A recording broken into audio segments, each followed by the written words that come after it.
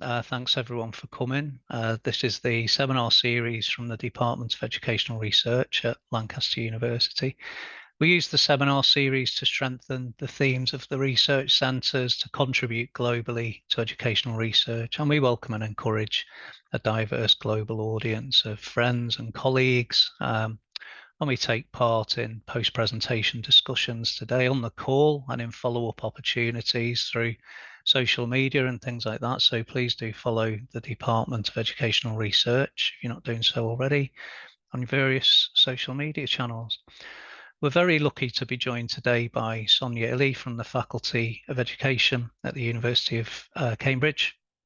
How apt for many of us that Sonia researches educational inequalities, the impact of deprivation, and other socio-economic circumstances on access and outcomes in education.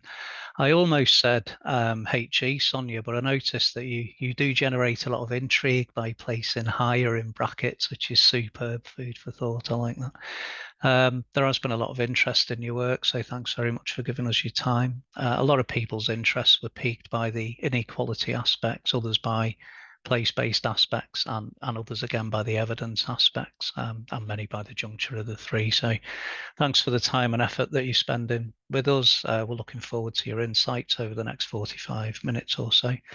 Please let me know if there's anything I can do while you're presenting. Otherwise, I'll keep an eye on the rolling chat. I'll wish you well with it, and I'll see you whenever you're finished. Over to you. Is that okay? Yeah, that's great. Thank you so much, Phil. And thank you everyone for first for inviting me, and second for giving up your lunch break or similar to listen to these insights.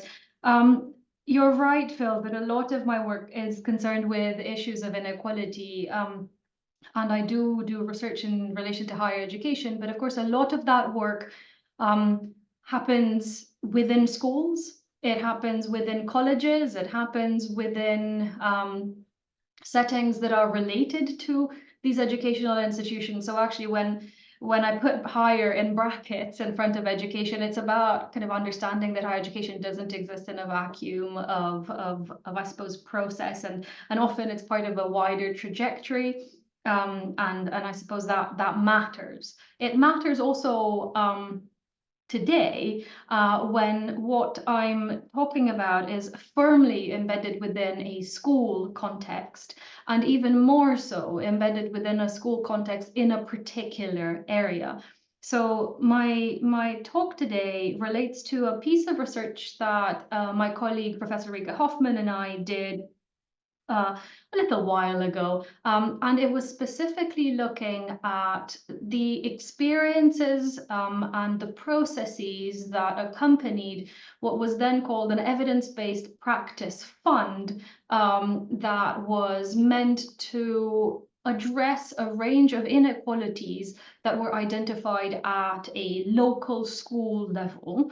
And my aim for today is to give you an insight into the kinds of experiences that schools and teachers had while engaging in this process, and then to essentially open up the discussion to everyone. And I'm hoping that I won't go for 45 minutes. Instead, I'll finish slightly earlier to allow for plenty of time for discussion. So I just wanted to give you a bit of the context of where this is situated, very somewhat pragmatically, before I go into a little bit more about the study and the work itself. So the Evidence-Based Practice Fund was one of a large pool of initiatives by a government-funded set of programs called the Opportunity Areas. Now, some of you might be familiar with this. Opportunity Areas started in 2017 and went on for 5 years to 2022. They've since morphed into something slightly different, called Education Priority Area. That's beyond the scope of what I can talk to today, although if anyone here has insights or is interested, or indeed has experiences with the Education Priority Area, I'd be really keen to have a conversation. So within this wide Opportunity Area program, the UK government identified a series of what they called social mobility cold spots. In other words, using large-scale data, they pinpointed a number of areas, places within the country that were deemed to have lower or lowest levels of social mobility nationally. And in these specific places, a set of locally based interventions were put in place, usually and predominantly through the provision of resource, that is hard cash, to address ultimately this aim of improving the rates of social mobility in these respective areas. Now, the Opportunity Area Programme as a whole was from the beginning designated as place-based. And what that meant was that while the overall aim was one around addressing social mobility and improving social mobility, the approach to that would vary region by region and place to place, opportunity area to opportunity area, on the basis of the local needs, on the basis of an understanding of the structures present locally, and that ranged from specifically the education space to everything else, essentially taking in, I suppose, society as a whole as it sort of looked within each of those areas.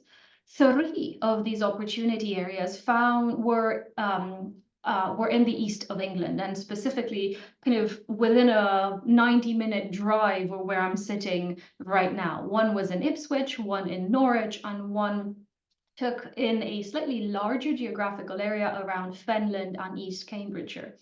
And the 3 opportunity areas within the east of England came together to provide a variety of interventions. Most of these interventions were focused on education, though not all. That's beyond what I can talk about today. But what I can talk about today is an initiative that brought these 3 opportunity areas in the east of England together, and this is the Evidence-Based Practice Fund. So working across these 3 OAs, the Evidence-Based Practice Fund was an initiative that essentially provided funding to schools up to a grand total of £10,000 per project. And it provided this funding contingent on an application being submitted, whereby each school would propose a project that would use existing evidence. And here's the key thing that drives the sort of evidence use that I'll say a little bit more in a bit, would use existing evidence to address a locally identified need. And that locally identified need needed to align with the broad aims of the Opportunity Area Programme overall. And so while ostensibly and overall this was around social mobility, at the granular level, really it was about inequality and an attainment gap by socioeconomic background in the respective schools. So the idea behind the EBPF, for short, the Evidence-Based Practice Fund, was that schools would engage with evidence-based, research-informed practice, and I do use these interchangeably, though I know that theoretically speaking, they might be slightly different. And as schools engaged with evidence-based, with the evidence base and generated practice that was evidence-based, they would try to address this local identified need and essentially tackle some of the existing and across these 3 areas enduring socioeconomic gaps in attainment from primary school onwards.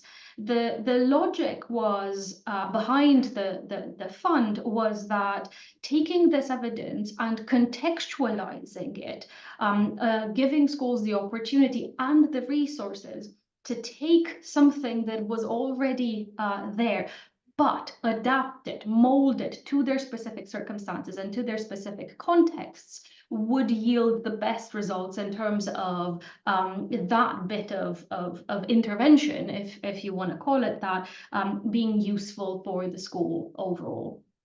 And so there's a really long, I suppose, chain of events that underpins how EBPF is supposed to work, or at least was meant to support this overall goal of social mobility, of the opportunity area. The logic being that when a school, any given school in the region, would have this support and would bring in this existing evidence, adapt that existing evidence to address an identified need within the school, that would lead to improvements in practice, that would lead to improvements in the outcomes of the children within that school. That would, in the long run, support the learning and educational and otherwise outcomes of those young people, and over time contribute to their, I suppose, better outcomes within the labor market, thinking therefore of long-term intergenerational social mobility. And so that's the context in which EBPF was deployed, and it was very much deployed as a collaboration between the three opportunity areas, while each of them carried out an extensive program of other activity, taking in early years settings, early childhood and care settings, including things like childminders and pre-primary settings, primary schools, secondary schools, further education, colleges and beyond, working with youth advisory boards, working with teachers, a number of things. Yet this was a core thing and attracted quite a lot of the resource available. So against that backdrop of what the opportunity area was overall as an intervention and where EBPF fit within this, we were really looking at the agency of teachers and schools in engaging with that evidence base. And the EBPF suggested, but did not mandate, that schools would engage with the Education Endowment Foundation toolkit that synthesizes and summarizes information, yet schools had the opportunity and the freedom to choose evidence or research from other sources as well when thinking about their specific EBPF projects. But our aim was to understand how teachers and schools navigated that space, where they saw the combination of this locally identified, contextualized need that they were seeing within their community, and how they would be bringing the evidence to reflect that and to address that identified need. We're also thinking in our piece of work around the extent to which this is a scalable model. And again, the logic being that while the EBPF was very much embedded within the opportunity areas and within the program itself, the intention behind it was that if seen to be successful, and I'll say something about that in a second, it could act as a model of driving the engagement of schools with evidence in the region and beyond. Now, I said I'll say something about the project being successful, because really what our take and our perspective on it was, in terms of the research, was really focused on the experiences of teachers, the experiences of schools, the experiences of other stakeholders involved with supporting the project in the region, not so much with trying to quantify the exact impact each of the respective projects had on specific student or pupil outcomes.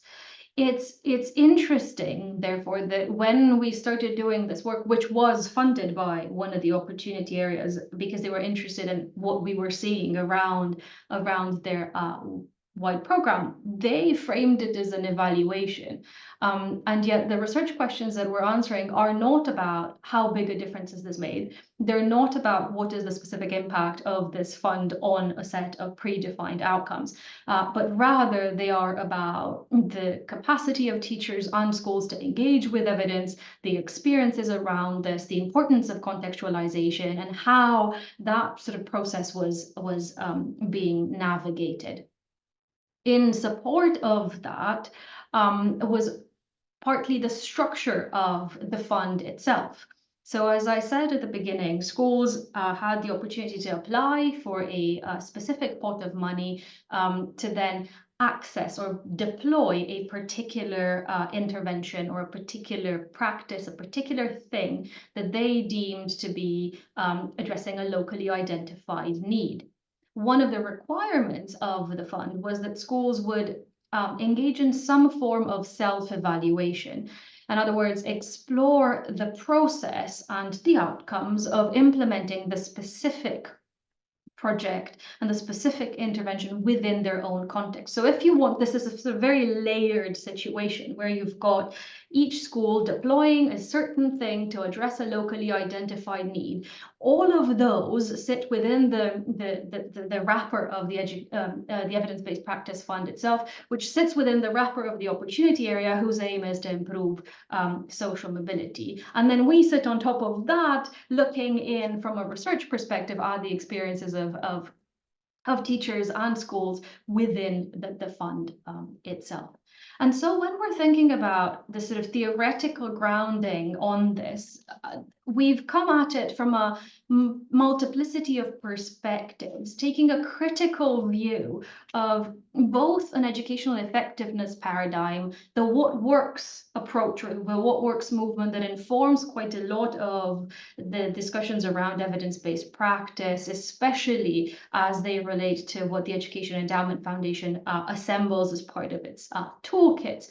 And then cultural historical activity theory as a scaffold to help us understand and structure some of the findings that we were seeing, especially in terms of teachers and schools engaging with processes of change, which ultimately was what the funds were catalyzing, or at least were meant to catalyze in each respective institution.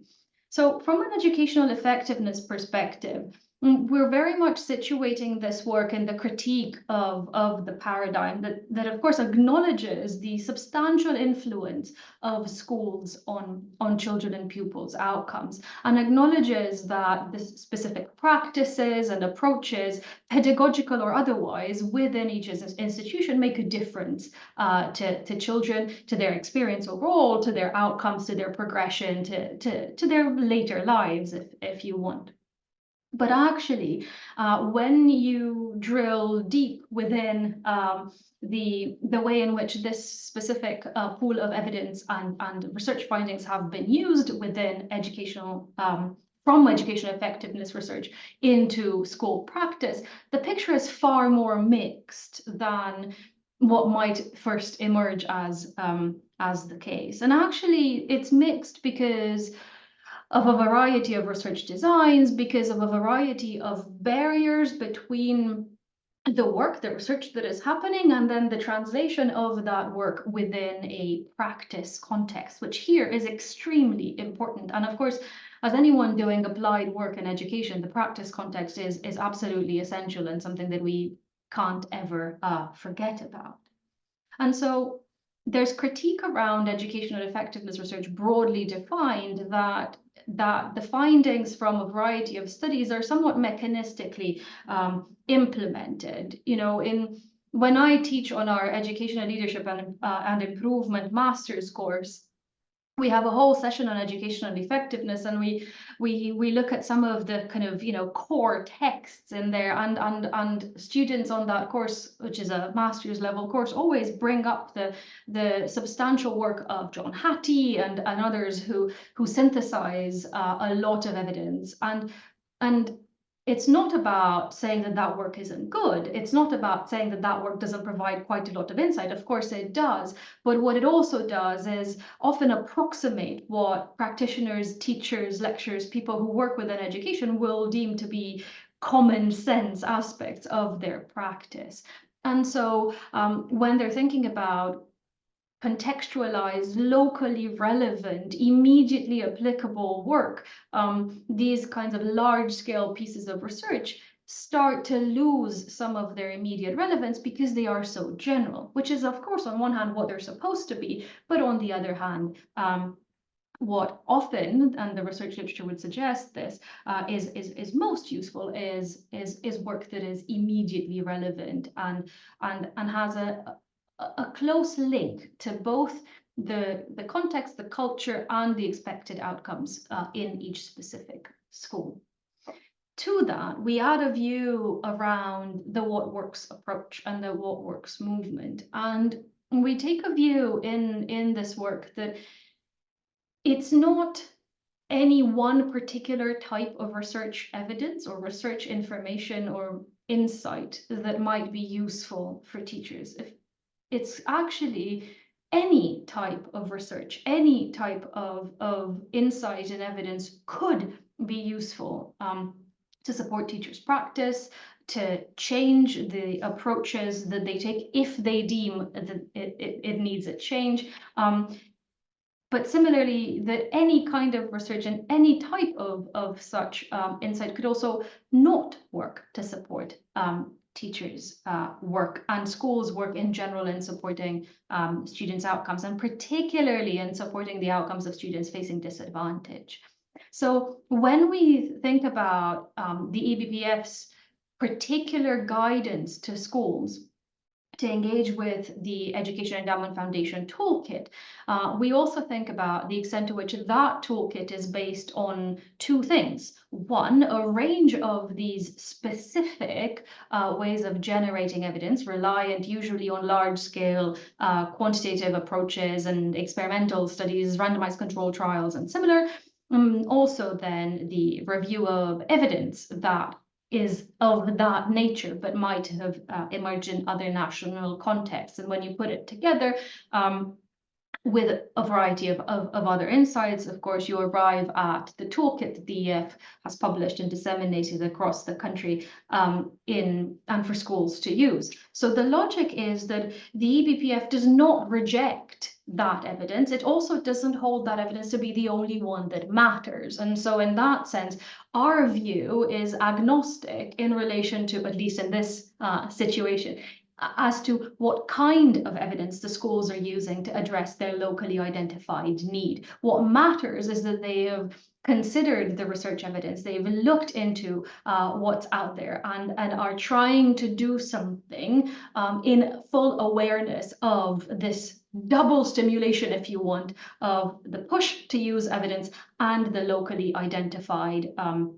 need or goal that they're trying to reach. And I suppose that's partly where the cultural historical activity theory comes in, again, as a scaffold. I'm not going to dwell on it much, just to say that we're thinking about these local practices as extremely important, as motivating change and motivating action. There's a reason, theoretically speaking, why schools choose to engage with the fund as opposed to do any other type of activity offered through the Opportunity Area Programme, or indeed opt out of the Opportunity Area Programme entirely, which is, of course, within their gift to do. And then we're also thinking, again, with the support of CHAT, at collaboration and at relational agency. In other words, how are teachers and schools making sense of working within an EBPF framework and deploying each of these projects, also from the perspective of their engagement with each other, both within their school and across the school, the schools that are taking part. So while I'm not going to come back to this again and again, this informs all of our approach and also the findings that I'm going to get to in about a minute or so. So just to tell you what we actually did empirically speaking, we looked at every piece of documentation submitted in and around 83 separate projects. There were a very small number of schools who'd submitted more than one project. So we're looking here at over 75 schools in the region over a period of roughly 18 months. Thinking about these projects, trying to identify a local need, trying to think about what particular intervention, practice, or otherwise they would deploy based on the existing evidence base to address that local need, and then engage in a process of reflection or self-evaluation, if you want to call it that, and reporting back into the opportunity area about their experiences and results from this process. We looked at all the applications, we looked at any of the interim reports that the schools had provided, and also, where available, the final say something small about that, because all of this period started before the pandemic, but ended with the pandemic and in the middle of the pandemic, and that meant that quite a lot of the very well laid out plans did not come through as planned, both on the side of the schools and on the side of our own research around these processes. We then did a repeated interview study, focusing here specifically on research schools, and that's one school in each region, who are specifically working with or were at the time, working with the Education Endowment Foundation to support evidence-based work and practice within each respective county and opportunity area. And so we interviewed the same members of staff who were supporting the other participating schools towards the start and towards the end of the program, to really engage with the kinds of experiences they had, the kind of support they provided, and how that support had actually worked. And then we did a variety of informal engagement with participating schools and two very large focus groups. I think it's a misnomer to call them focus groups. I suppose it's more like a participatory workshop, where for a couple of hours we had 20 plus staff in a room, each one representing a different school from different opportunity areas, and coming together and talking about their experiences around the projects, engaging with a set of questions that we offered them, and really talking through primarily about the challenges and their experiences on every aspect of the fund. We also put together a survey for all participating schools and members of staff. However, only 2 of the 3 opportunity areas actually engaged with this. And ultimately what we found was that the response rates were so low, because we sort of hit pandemic peak circa 2021, early 22, that it just wasn't worth responding or using quite a lot of that evidence in detail. So it's the former parts that I suppose the findings rely on mostly. So what did we find? Well, the first thing was that while the focus of the opportunity area, as I said, was on improving social mobility and improving social mobility through educational intervention, the EBPF as such did not mandate that schools needed to identify a goal related to disadvantage or to the impact of disadvantage on educational outcomes. It left that relatively open for schools to decide. Yet that is what schools focused on when they chose their specific goal. So when we looked at the range of projects that were being implemented at the school level, most of these targeted learners who were either eligible for free school meals or were pupil premium in children, also children who had a special educational need or a disability, but broadly defined, and this included mental health or emotional support needs that wouldn't necessarily attract a statement or an EHCP. Some schools also focused deliberately on targeting their intervention to previously low attaining pupils. About a quarter of all schools, and this was primary and secondary, looking to combine across these groups. And the interesting thing there is that they were saying that those combinations were coming out of what they were seeing in their specific context to be essentially the complementary, I suppose, intersectional impact of these different aspects of deprivation and challenges that young people faced. Very similar to that, also as a motive for change was, and for engaging with the EBPF and therefore deploying something to change their practice, schools focused on specific outcomes and chose specific outcomes. Almost half focused on literacy or English, but there's also aspects around behavior, social and emotional needs, maths and numeracy, and a couple of schools thinking specifically about teacher professional development and intervening in that sense to provide wider pedagogical change later on that wasn't specific to one particular learning outcome at the child level. And within all of this, and unsurprisingly, if you're working with schools or know how schools kind of engage with their own context, schools had very deep knowledge and awareness of the challenges, and not just limited to the walls of the school, but really thinking about their community. And they'd undertaken very careful analysis of their own data to come up with these choices of both the targeting and the outcomes that they were trying to address. So both the identified need and the specific children who would then benefit most, or hope they would benefit most from the project being implemented.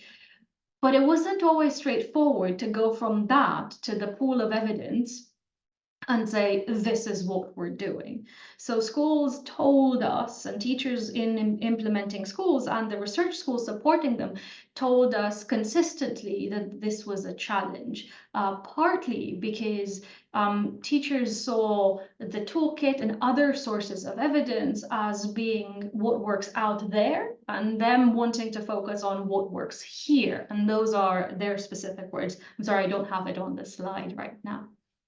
And so when we were thinking about this trade-off between picking a ready-made intervention and addressing a local identified group and a local identified need and an aim that the schools wanted to address, there were a couple of things that supported this, but also a couple of barriers to that. And I'll come to each of those in turn.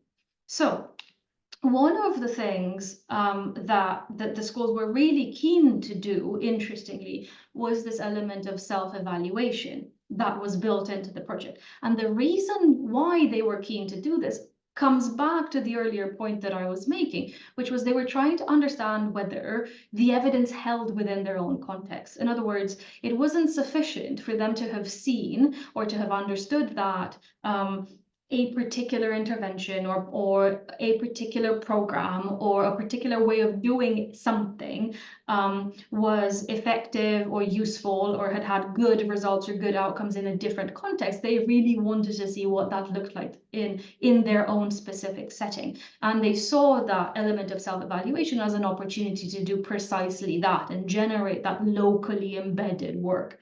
As I said, circumstances outside everyone's control, mostly related to the pandemic, put a stop to some of those plans. But what was interesting was that in the latter engagement with teachers from participating schools, even when those plans hadn't actually materialized, teachers still saw value in those processes. They still saw that their professional expertise had been enhanced by the ability to look into their own practice, by the ability to have a resourced time put aside to actually engage with the process of change and what that meant for them. And they also told us that another facilitating aspect came from engagement with these three research schools, the ones that had slightly more, or maybe slightly further down the line in terms of engaging with research evidence. And they didn't want or need a lot of it. Light touch support was reported by teachers in the participating schools as being sufficient. And so we have a couple of teachers telling us that they'd gone to one twilight session that had enabled them to ask a few questions, get answers to those questions, recalibrate a little bit in terms of how they were addressing the deployment of the particular program they were undertaking in their school. And then that was sufficient to drive the next stage of the work. So we're not talking here about substantial engagement from the research schools that was necessary for teachers to feel that they had ownership and that they could engage with these projects substantially. Just a little bit was enough. And I think that's interesting if we're thinking about scalability. At the same time, what the research schools were telling us was that they were mediating the engagement of the participating schools with the evidence base. And what they meant by that was that there was a wide range of previous experiences with research and previous experiences with evidence in the pool of participants, that is staff in participating schools. So some teachers were well versed in taking published work, looking at it, deciding what to do, deciding what to put in place, and going for it. Others less so, and I think that's perfectly reasonable and exactly as we would expect it to be. And so the role of the research schools was to retranslate, if you want, repackage some of the existing information for the specific context and locally identified need for each school. And that sometimes meant repackaging the already distilled information that was coming from the EEF toolkit. I think, again, that brings up questions around scalability, because we're thinking support, yes, but not a huge amount of it is needed. But at the same time, this retranslation might be an essential element if we deem that this is something that schools really wanted to continue doing.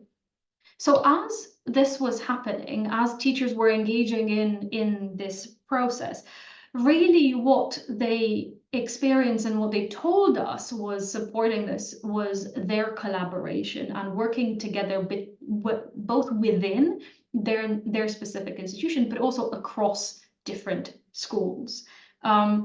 Teachers who had taken part in these projects valued the opportunities to come together, valued the opportunities to share ideas and experiences. Although when we asked them directly about whether they felt they were part of a community of practice, that wasn't quite as strong. So only about half of teachers that we asked, that we engage with in any form in the work, were saying yes, they feel part of a community of practice as a result of being part of these EBPF supported projects. And actually, teachers highlighted the one really strong or positive aspect of this collaboration, which was enhancing their understanding of how to use evidence, when to discount certain things, when to think, actually, what does this look like in my context, when to adapt, when to not adapt, things like that. And one member of the research school put it as the danger, and this is the quote on the slide, the danger with all this beautiful research evidence summarized for schools is that it's there, but barriers to engaging with it are too much for some schools, and they're the schools we most want to do it. And so the role of those research schools kind of came through in that, and teachers valued that ability to engage with the research schools and almost have a sounding board, a critical friend in relation to their experience through this. Now, the other thing that the teachers were saying to us was that the support from their senior leadership team really mattered. Now, on the one hand, many of the projects had direct SLT engagement. A large number of head teachers, assistant deputy head teachers, SENCOs, etc., were involved in these projects directly, were either running them or were part of 2 to 3 person teams running each of these projects. And actually, when the SLT members were not directly involved, teachers who felt they were supported were the ones who were also most likely to report that they'd had a good experience, and that the overall project had led to the kind of practice change that enabled reflection, enabled improvement, enabled them to kind of tackle the kind of issue that they'd originally identified. And specifically within that was this focus on and recognition by the teachers and by the schools that supporting risk-taking within this space was extremely beneficial. And by risk-taking, I don't mean trying out really weird and wonderful interventions, but actually acknowledgement on behalf of the senior leadership team that deploying a particular program or a particular intervention might not actually result in the intended outcomes. But that was okay, as long as teachers learned from that experience and understood what the process had been, where things hadn't worked as planned or as expected, and what they could do around that. And it was really interesting thinking about it from the perspective of the research schools, that they themselves saw SLT members, so the senior leaders involved in this, as themselves in requiring support to do this. That's what we mean by the sort of building of relational agency that I mentioned early on from a theoretical perspective, that was really interesting. Equipping head teachers and other members of the SLT with the skills to support their own teachers through engagement with the research schools and as a peer group was seen to be beneficial to the overall deployment of these specific projects. The strongest emphasis on this came from one head teacher who, actually two head teachers in different schools who mentioned that they'd essentially tweaked and changed their entire approach to managing school improvement and managing educational change within their school as a result of what they'd learned through their EBPF engagement. Not specifically about deploying one intervention or one program or buying something in or anything like that, but actually saying, no, it is about this risk taking, it is about working with others, it is about understanding what our local need is, and then using the available evidence to adapt and embed it in a way that is hyper contextualized. So overall, teachers really did see this participation in these projects as worthwhile. They, on the whole, saw them as positive and a good addition to their professional lives. They saw them as opportunities for professional development that immediately and directly addressed a local need within their school, and something that had been identified in many schools for a number of years as a continuing issue. And of course, the pandemic had exacerbated some of those aspects. And as we saw, many of those related to issues of the socioeconomic gap in school attainment, particularly in reading and writing, that schools saw. And actually, they were thinking about this in terms of thinking about their own practice and having that opportunity to reflect and to reflect together. So that element of collaboration and building in that time was seen as really important, and something that schools then enabled schools to take that practice and essentially do something that was meaningful to them and meaningful for the children that they were supporting. So I'll finish there. I'm mindful of time to conclude with these a couple of points. One, that knowing about these local institutional needs was important, but as to some extent expected, schools were very much aware of where their challenges lie and what they wanted to do to address those challenges, yet it was trickier to take in off-the-shelf evidence than what we might have expected, and this element of retranslation and a bit of scaffolding on behalf of the research schools was seen as very useful there. And that this element of collaboration and building these interrelationships that enabled schools to share when things were going well, and also when things weren't going well, was seen as particularly helpful, building up the knowledge and the expertise of teachers to engage with that evidence, but also building their criticality around what pieces of evidence would be immediately relevant to their contexts.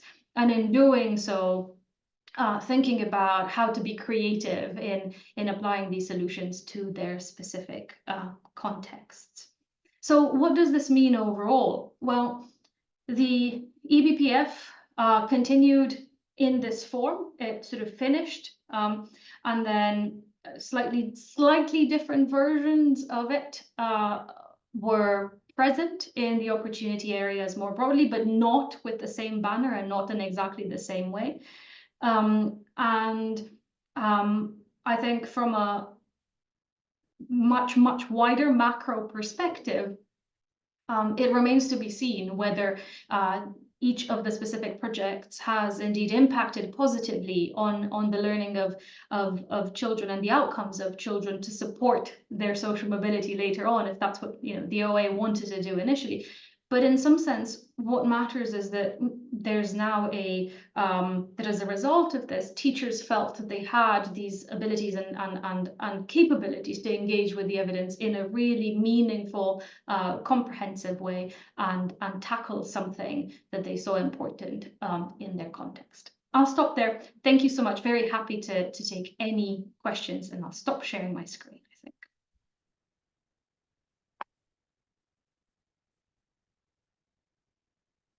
Superb. Thanks. Great contribution, Sonia. It was very qualitatively meaningful. It was right up our street, to be frank, as a department and as a seminar series. Thanks. If anyone has got a question, please do feel free to raise your hand. I'll just read one out from Sally. Sure. From the chat there, and then I hope it doesn't come across as misogynistic, Sally. If you want to ask yourself, please do feel free. Otherwise, I'll start reading out and just read over me. Just feel free to turn your mic on and speak over me if that's better. But Sally said, I wonder if there was evidence of teachers experiencing tensions between the Ofsted framework and the evidence-based interventions they were implementing. And I think the spark for that question was around slide 10. Sorry, Sally, do you want to embellish that at all? Sorry about that. No, you don't. It's all right. And it's not misogynistic to ask the question. No, it's fine. No, it's just, that's the question, really. Yeah, thanks so much, Sally. That was really interesting. So we were doing this work, as I said, sort of 21, 22, which is slightly before if I'm not mistaken, the full implementation of the new Ofsted framework. So I think schools weren't quite as worried about it at that point. And honestly, towards the end of the work, really what we were seeing was the substantial impact of the pandemic, and that's where the focus was. So it's interesting that it didn't come up, but I wonder if we were to do the same work again or go back to the same teachers, whether it would or wouldn't. And I imagine that it probably would show up more strongly, just from my kind of ad hoc engagement with various schools in the region recently.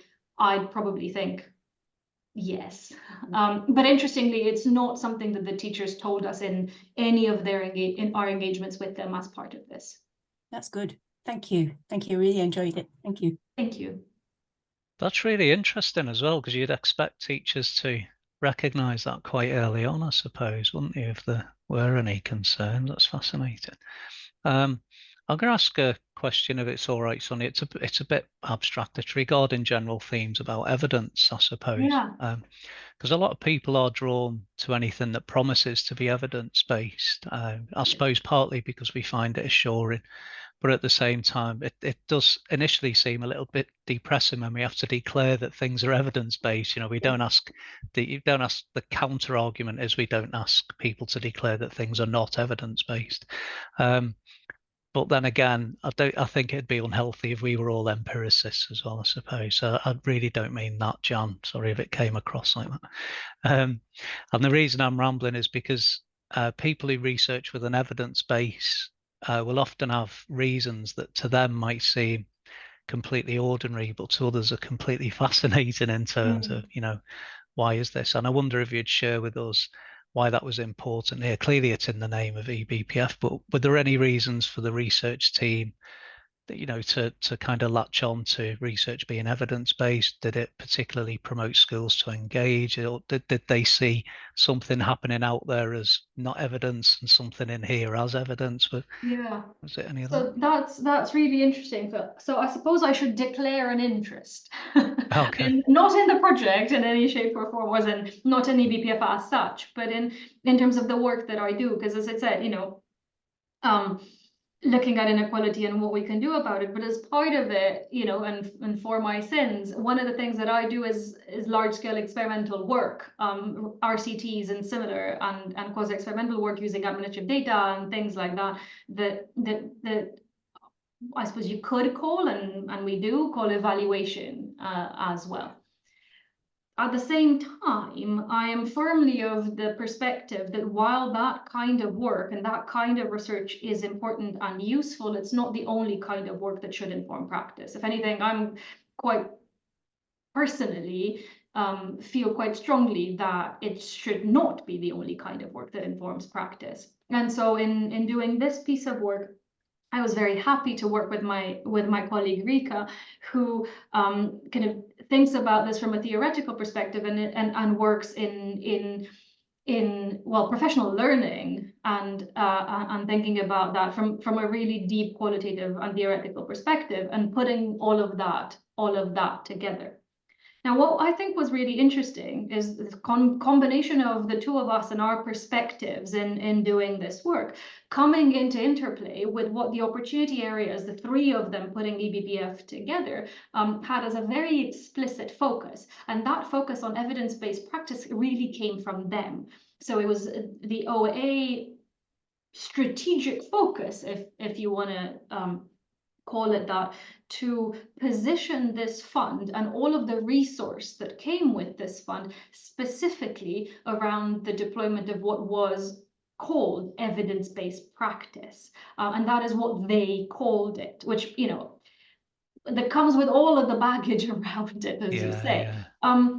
So I think it was really interesting that that's how they positioned it. But they partly positioned it like that because of their collaboration with the research schools, and the research schools working together with the Education Endowment Foundation.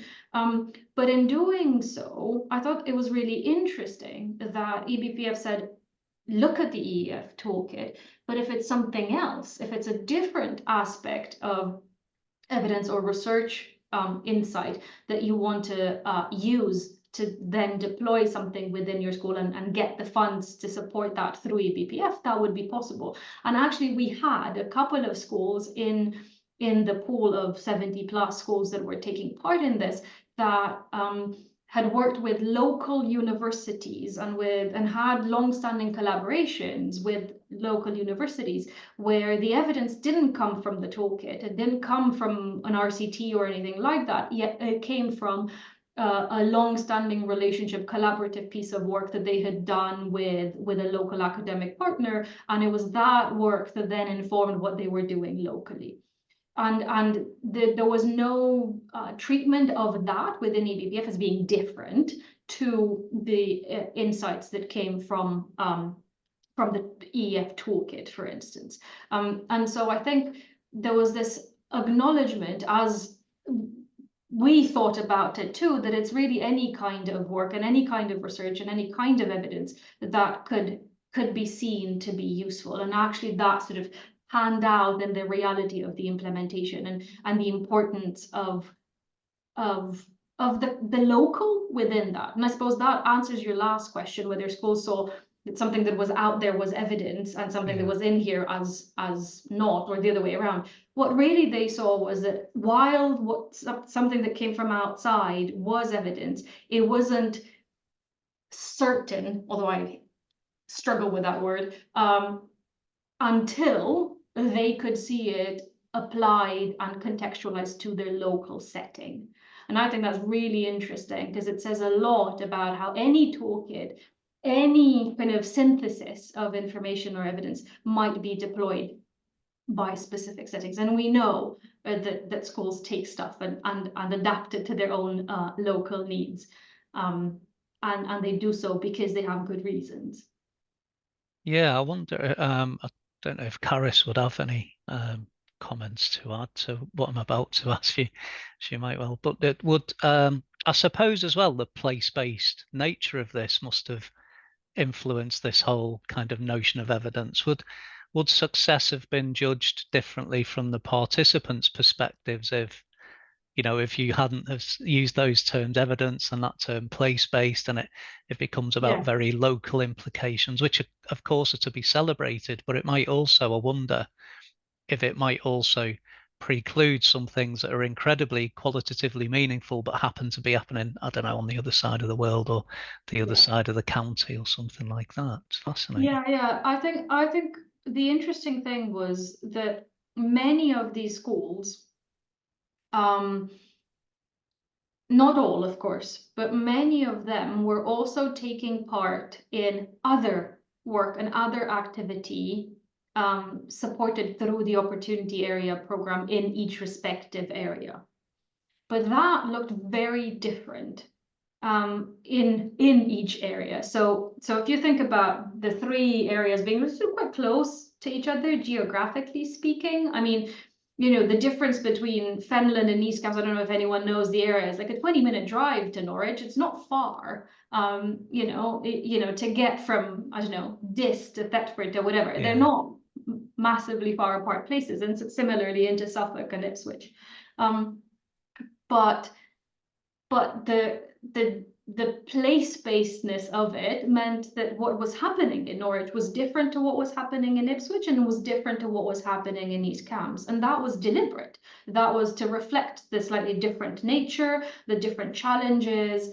You know, East Cambridgeshire has a variety of very long-standing entrenched issues around deprivation that are related to lack of infrastructure, no public transport, you know, all kinds of things that look very different in Norwich City, you know, and look again very different to Ipswich as an urban centre.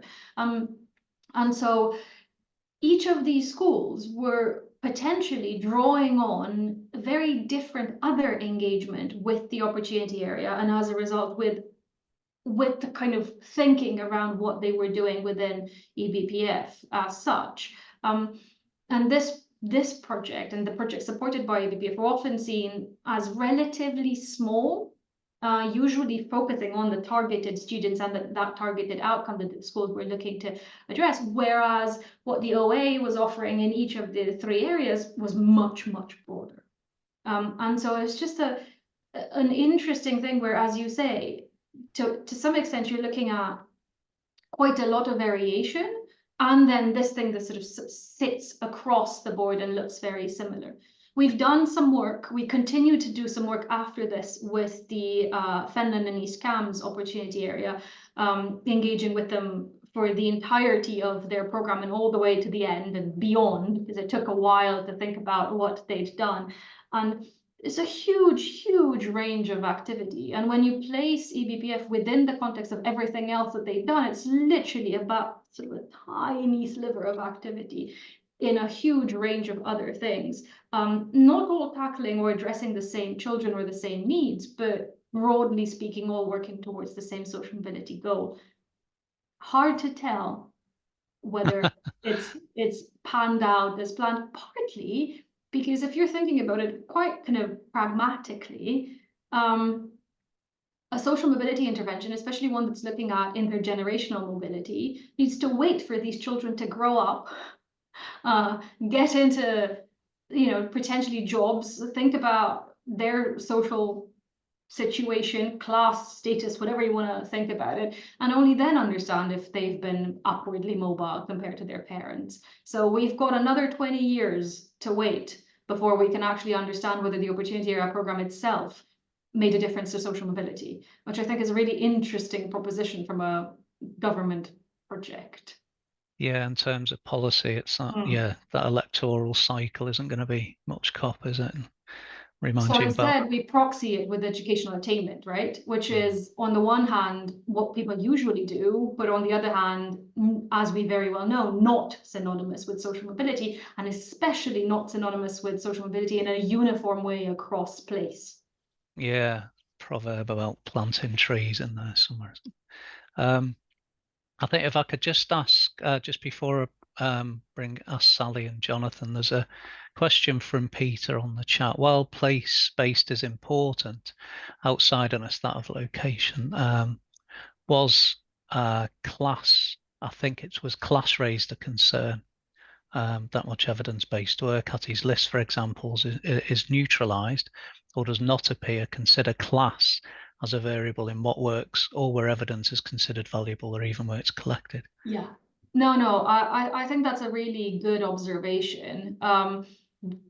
The setup of the project and the setup of the fund overall and what we saw from our engagement with the teachers in the schools definitely didn't go into that. It wasn't the element that was seen to be, you know, it wasn't the driving factor towards it. What was interesting was that when teachers were talking, and head teachers and other participating staff were talking about why they were choosing the projects they were choosing and the target, especially in terms of student and learner groups. This did come through, but in a contextual way. So they were talking about the challenges that they were facing. And yes, they were using the language of the measures of deprivation that schools routinely use, but behind that was a real contextualized understanding of what that actually meant in the context. And that meant something slightly different in Finland to what it meant in Norwich, which I thought was really, really interesting. So so they didn't articulate the word class as such, but they were talking about, what we really have in, the villages around King's Lynn is different in terms of the issues that schools are facing and wanting to address to the issues in Norwich city centre, for instance, where there were schools that were part of this. And it, honestly, a lot of it came down to schools really recognizing long-standing societal trends where there was people always say that this comes up, but this was genuine, a complete rejection of a deficit discourse in terms of, schools were not putting the blame on children or their parents or their families in any way. They were seeing the kind of circumstances in which they were kind of living and the issues that then kind of translated into the school. So for instance, the structure of the labor market, the seasonality of the labor market in bits of East Cambridgeshire and sort of right on the outskirts of Norwich towards the coast. Some of those things really came through in what schools were trying to address, and why free school meal eligibility looked one way in one of these areas and different in the other two. Yeah, I guess the sort of primary contradiction bits in activity theory would help draw that up, and we might circle back to that. I'll just bring Jonathan in if that's okay. Thank you. Thank you, Sonia. Really, really interesting. Great piece of work there. And I was really struck by the comments that some of your participants made. I think it might have been the head teacher, I don't know, but they kind of talked about the the beautiful research evidence and that they weren't necessarily sure they were able to apply. And another person talking about the process really kind of being as important as the outcomes, and that they had kind of, just by engaging in it, they had gained something. And I thought that was really powerful and important. And it struck me from that we kind of almost going back to what feels like something that was probably happening in the 70s and the 80s, and the kind of schools being encouraged to be a bit more thoughtful about their engagement with kind of evidence and generating evidence. But at the same time, also working within the context where it feels like all the air has been squeezed out by EEF, and especially the kind of the big shift towards kind of massive maths dictating exactly what happens in schools, in every single classroom, in every single, how you're going to teach using Teach Like a Champion, all the rest. So kind of this simultaneous disjuncture between schools being freed up to take risks, but within a context where there isn't really the space to take risks. And I don't know, but I would get the impression that schools probably feel, and this is maybe something I would kind of asking, I suppose, whether schools feel anxious about the fact that, well, we can't do randomized controlled trials. They look at the EEF, these massive, hugely funded, really strongly empirically based studies that they think, well, what's an actual research project in my classroom going to do by comparison? And so I'm just sort of interested in that. Is this kind of energy and desire to engage in it, but in a context where it feels like there's not really the space to do so? So yeah, I guess that's kind of my question to you, and yeah, whether you felt that was the case. I guess you were looking at these kind of research schools, but more generally, what would be your impression, I suppose, of schools if you could kind of transfer that more broadly? Yeah, thank you, Jonathan.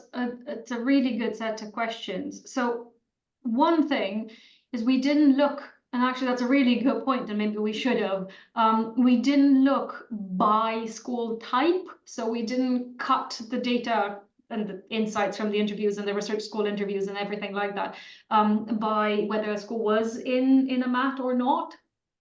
And I think that's probably, well, I know it's because when we were also then looking at the counties and knowing that they, well, not necessarily counties, but like the opportunity areas themselves, right? And thinking about them, it then kind of felt that you would end up with quite a lot of bittiness. And it's very hard to then say, well, what's a pattern and what's just something that's there because schools happen to be slightly different. But that's actually something that it would be really, really useful for us to understand in a bit more detail, potentially, in any future work. It's really interesting. In other work that we've done, again, around the opportunity areas and kind of engaging with how schools have tackled these issues, that issue of risk taking and the kind of local development of evidence was, as you say, constrained, I think, but by a variety of factors, and some of them were very pragmatic. So there's some of that related back to the issues of time and ability to simply dedicate time to this. And I suppose that came through what schools were telling us in terms of here, you know, having that resource, that actual pot of cash that came with EBPF did one of several things. It either paid for cover to release teachers to think about doing things differently and then to do things differently, or it bought in an intervention that was ready-made.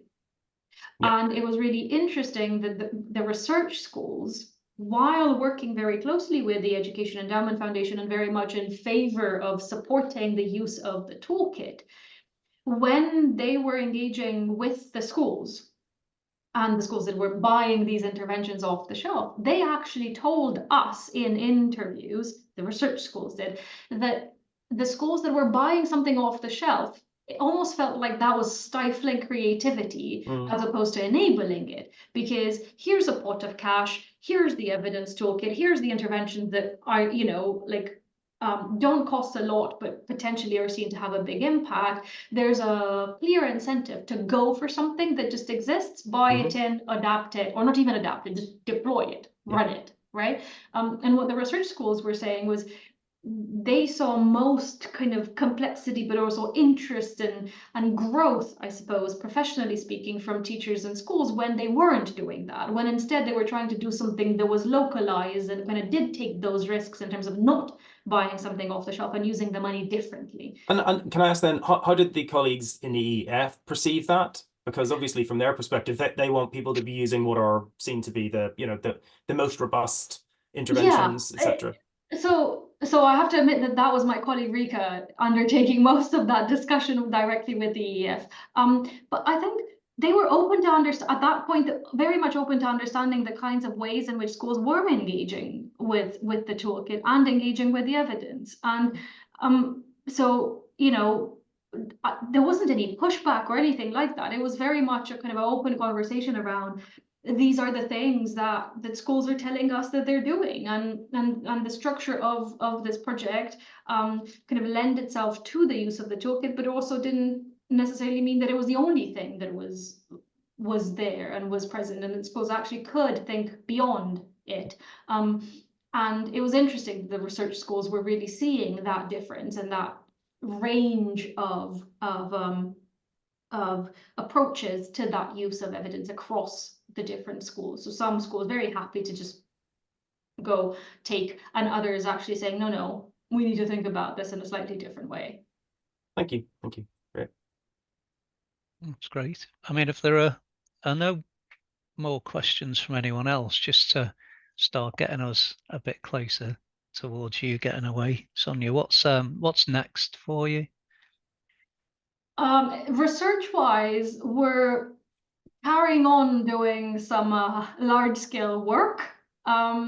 This afternoon, very much next step, is doing some qualitative engagement with some students who have taken part in a wider randomized controlled trial, actually, of a student support and skill development initiative, and that is in higher education specifically. And I think that sort of is interesting because we face some substantial challenges there on a methodological front, well, on a recruitment front, I should say. And off the back of that, also thinking about the use of evidence and the generation of evidence by universities rather than schools, particularly as that relates to APPs, so access and participation plans and things like that, and sort of squaring up the circle a little bit and connecting the dots, because, you know, circling back to what I said at the start, I don't think of higher education work as separate from schools-based work, because ultimately higher education is one route that young people can take, but it's not the only one. And if we're wanting to understand why they're choosing it and why they're not choosing it, I think it's interesting to understand what universities and other higher education providers are doing in that space as well. So we're doing a few bits of work around student support initiatives. We're also doing a few bits of work looking at what's particularly shaped chances of admission into university, specifically university, I don't mean higher education broadly defined, as a result of, how should I put it, the A-level fiasco in the middle of the pandemic. So I'm very privileged to work with one of the research fellows who is running a project on that, using quite a lot of linked administrative data.